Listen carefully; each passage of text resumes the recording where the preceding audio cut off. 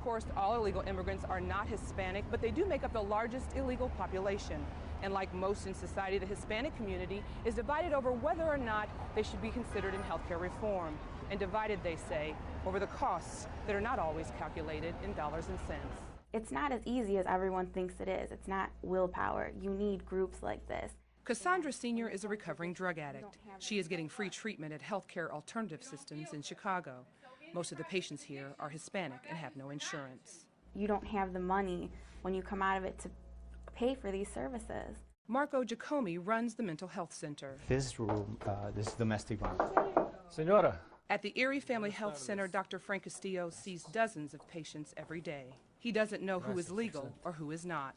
Igual o menos. He says he looks into their eyes and not into their backgrounds. I just take care of the person in front of me who comes to me for help. 84% of the patients here are Hispanic, 40% are uninsured. Now, no one here is asked about their immigration status. They're treated regardless of that status or regardless of their ability to pay. Castillo is on one side of the debate of illegal immigrants in healthcare. Okay, en la mañana.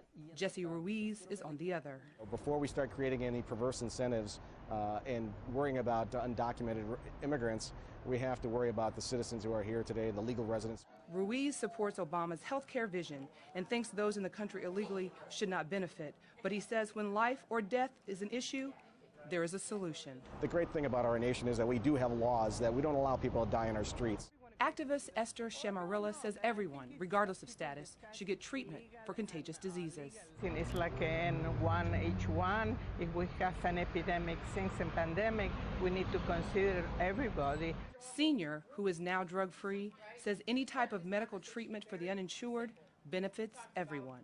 You have people out there who are stealing, you have people out there who are robbing, you have people out there who are committing all sorts of crimes to try to feed their addiction, and the society is paying for it, whether they realize it or not. Obama says he would like to include the children of illegal immigrants in health care reform because they're going to be playing on the same playgrounds and going to school with other children, making the possibility of spreading disease very high. There are several 100,000 children in this country illegally.